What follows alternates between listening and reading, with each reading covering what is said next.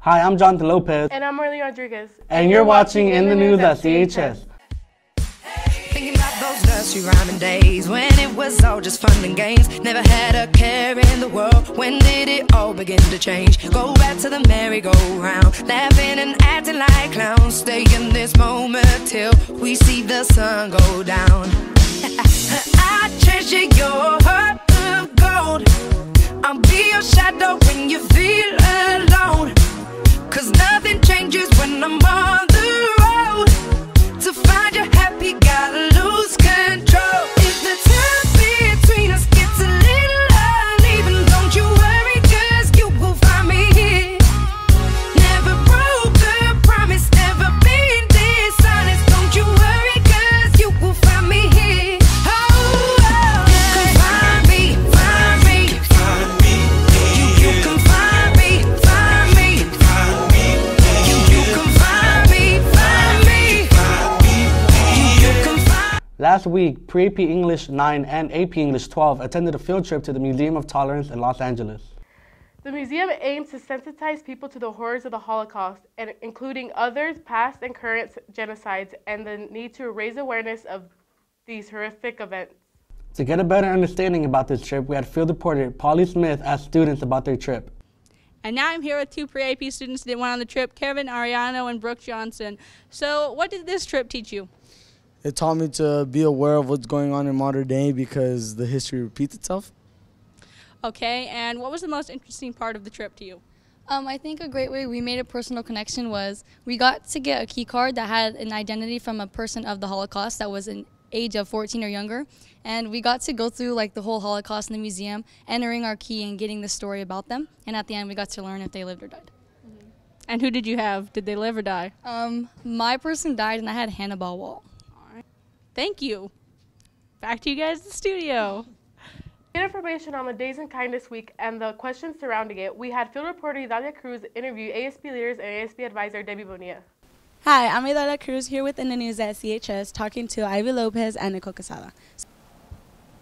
So Ivy, can you tell us what the Kindness Week is about? Yes, Kindness Week started yesterday and it will be ending Friday. It is about having positivity on this campus and also making it feel safe and everyone feels loved. And Nicole, can you tell us about the days? Sure. So Kindness Week started yesterday, which was November 14th, and we had free hugs. Today we will be having free kisses. Wednesday are hearts and stars, and you guys will just have to wait on that one, and it's kind of a surprise for you guys. Thursday is take what you need, give what you can, and that one is an activity. And Friday will be random acts of kindness. Okay, thank you. And now I'm here with Mrs. Bonilla. So Mrs. Bonilla, why did you think to start Kindness Week here at CHS? It's something that we saw at a leadership conference this summer at CATA. It's something that some other schools are doing, and so we thought that we would start it at Kalinga High School. It sounded like an amazing thing to do, to spread some kindness and positivity. So we're going to give it a try. And do you think it will affect the students in a good way? Absolutely. We're going to do free hugs and free kisses and random acts of kindness. And anytime you can be nice to each other, I think it always has a positive effect. Thank you, Mrs. Bonilla. Now back to you guys at the studio. Thanks, Idalia. Last Friday, school was out to honor Veterans Day. Many men and women have laid down their lives in service to this country. Our community respects that service with an annual parade. Field reporter Fernando Silva was on hand at the parade to ask people about Veterans Day and what it means to them. Hi, I'm Fernando Silva of In the News at CHS, here talking to veterans Richard Hill and Keith Bold. So, what branch of the military did you serve in? United States Marine Corps. How about you? United States Army. All right. What does Veterans Day mean to you? It means freedom for America. It means a lot of men gave up a lot of their own. They gave all, and we defend our country, and we'll do it again. We do it with pride. It's pride in America. And how about you? Well, same thing, and protecting our Constitution. So how do you feel about the turnout, how everyone came? Is it great or? I always appreciate our little town. We're a small town out in the middle of nowhere, but our town's very supportive. They always come out and support our, the veterans. They come out on Memorial Day as well. We have a very, supporting community, and I know they love their veterans as well as our veterans love our community, and this is what we went in the military and fought and died for. Absolutely. All right. Thank you, guys. And now I'm with Joe Johnson. So, Joe, do you ever plan on being part of the military? And if so, what branch? If I ever do attend the military, it would be the Marines, probably. So, what does Veterans Day mean to you? Veterans Day means to me that we all gather together to celebrate our veterans and to appreciate what they have done for us and thank them and just show them our love and thankfulness for them. So, I noticed you're in uniform. Why? Does this have anything to do with why you're attending the Veterans Day Parade?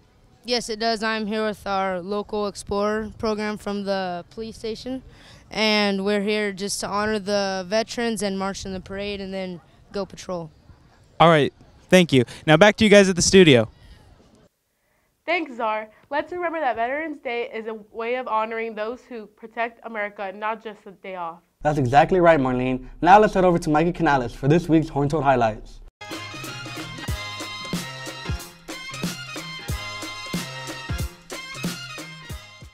So, Mikey, update us on the latest sports. So, guys, with football and volleyball coming to a close, basketball and soccer for both boys and girls will be beginning their first seasons. Boys basketball had their first scrimmage last Thursday against themselves. We had field reporter Callie Walker to talk to the players after to see what they think about how they played. Hi, I'm Callie Walker with In the News at CHS, and I'm here talking to Israel Dama and Yash Cruz. So, how do you think you guys did today? I feel like we all played well. It was just a glorified practice, and we all just went out and did what we do every day. And so do you guys think that you're ready for the season? Yeah, I think honestly, at practice, we're working hard, so a season should be pretty easy for us. And how do you guys think that you can improve? I mean, we can always improve by getting more condition and stuff, but that's just going to come with, like, us practicing more the rest of the season. Okay, thank you. Back to you guys at the studio. Thanks, Callie. The girls team will host Wasco on Wednesday for their first preseason game. The game time is 6 p.m. How about cross country? Cross country pushed hard and became league champions with their recent victory in first place. This Thursday, they will be having their Valley race at Woodward Park in Fresno. Good luck, runners. You have made us proud all season. Hi, I'm Giselle Lucer from In the News at CHS, and I'm here with cross-country coach Miss McFarland. So, Miss McFarland, how much have they improved since last year? Well, all my runners have set personal records for the season and really improved over last year's time, both boys and girls. I have some newcomers to the team, so they improved from being really not even there to being out there really quick. Cool. And how are your practices beneficial to them? I definitely think that we have upped the ante when it comes to practices. Our kids are running upwards of 9 miles per day, the elites, and I think that really has been the difference in the season from different years. That's great. What do these athletes have that make them league champions? Well, there's a couple of things. They definitely have the willingness to suffer above all the other teams, but they also were determined to win league this year. We've looked at this year for the last 3 years knowing that this is our year. So they really wanted it bad, and they were willing to suffer through it. That's great. Thank you. And now I'm here with Jasmine Ferrer and Alex Avila. So, Jasmine, have you broken any records? I broke the 3-mile record, and I plan to break the 5K record at Valley. Cool. And how hard did you have to work to break those records? Well, over the summer, I woke up every morning to run 3 to 5 miles, and I stayed on a strict diet, and I put my heart into the season. Great. So, Alex, have you made any improvements since last year? I'd say I made a lot of improvements since last year because last year, my junior year, I missed 6 races due to injuries and illness. So I didn't finish the season as planned. So this year I've been working a lot harder. Over the summer, my coach took us out to Lake Tahoe with her to train, and I think it helped us a lot. So I'm feeling like I'm doing a lot better this year, and I hope to PR at Valley and make it a state. Thank you, guys. And now I'm here with Giselle Lisa and Cameron McFarland. So, Cameron, do you feel as though you've had to work harder than the rest of the team, given that this is your first year? Well, yeah, I worked really hard over the summer because I needed to prove that I belonged on the varsity team, and being the coach's son, I felt like I needed to work harder. Cool. And Giselle, personally, have you made any improvements?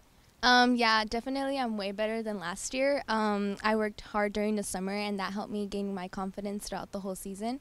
I've PR'd, and I've also been working a lot on my speed. Cool. Thank you, guys. Now back to you guys at the studio. And that was it for this week's 100 Highlight, guys. That's it for this week's episode. Now remember, if it's important, It's in the news at CHS.